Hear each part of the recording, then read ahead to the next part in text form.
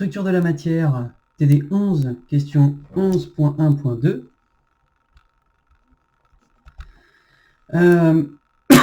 On a démontré dans la question 1 que l'effet d'un champ magnétique sur le moment dipolaire d'un électron, d'un atome, était que ça faisait osciller tourner le moment magnétique autour du champ B. Et deuxième question, on nous demande de calculer le moment dipolaire associé donc à cette pulsation de l'Larmor. D'accord? Alors allons-y. On va commencer par faire un petit focus. Donc, eh bien, on reprend le même modèle. D'accord? C'est-à-dire, hop, on a notre électron, boum, qui tourne. D'accord? Le moment magnétique de l'Larmor, c'est I donc fois S, comme tout à l'heure, et I, c'est dQ sur dt. Et dQ sur dt, on a vu que c'était moins E sur la période T, donc c'est égal à moins E delta oméga sur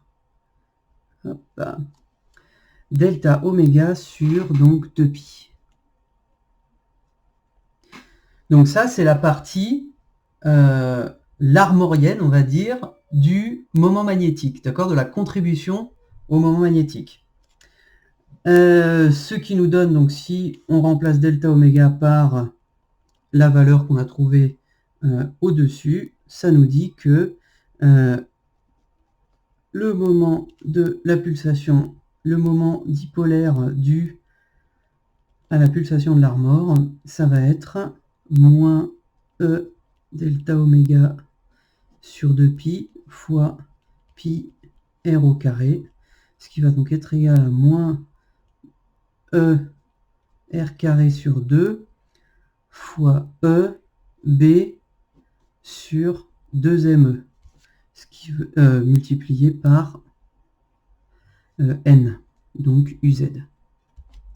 Ça veut donc dire que la partie de l'Larmor, elle est égale à moins E carré R carré sur 4ME fois B fois UZ. Donc ça veut dire quoi? Ça veut dire que le moment dipolaire associé à la pulsation de l'Larmor, il est en sens opposé à UZ, d'accord?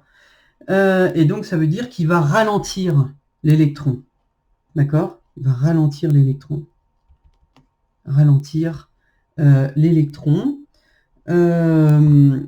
Et si on fait un ratio pour voir en gros comment est modifié le moment dipolaire magnétique d'un électron lorsqu'on le met dans le champ magnétique, puisque tout ce qu'on a fait à la question 1, en fait, on a fait l'hypothèse qu'en fait le moment magnétique n'était pas changé. D'accord?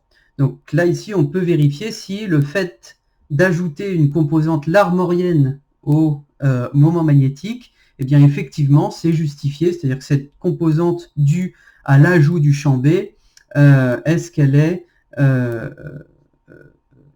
négligeable ou pas? Et donc si on fait norme de M, donc trouvée précédemment, qui était norme de M, on avait trouvé quoi?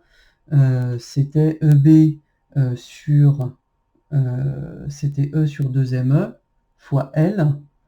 Et si on fait le ratio M sur module de M Larmor, on trouve à peu près EBR sur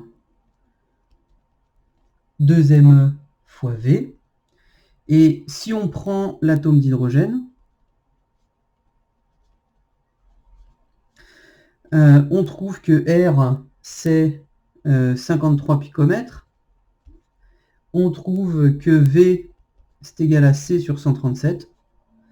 Et si on met ça dans un champ magnétique conséquent, donc 1 Tesla, par exemple, c'est-à-dire 10 000 fois le champ magnétique terrestre, eh bien, on trouve que ce ratio ici, je vais l'appeler ça, ici, c'est à peu près égal à 10-6.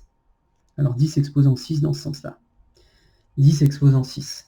C'est-à-dire que la pulsation de l'armor, le fait de mettre l'atome dans un champ magnétique, ça n'a quasiment aucune influence sur la norme du moment magnétique. D'accord ? Le moment magnétique qui va tourner autour du champ B, bah, ce sera grosso modo le même que celui sans champ magnétique en termes de normes.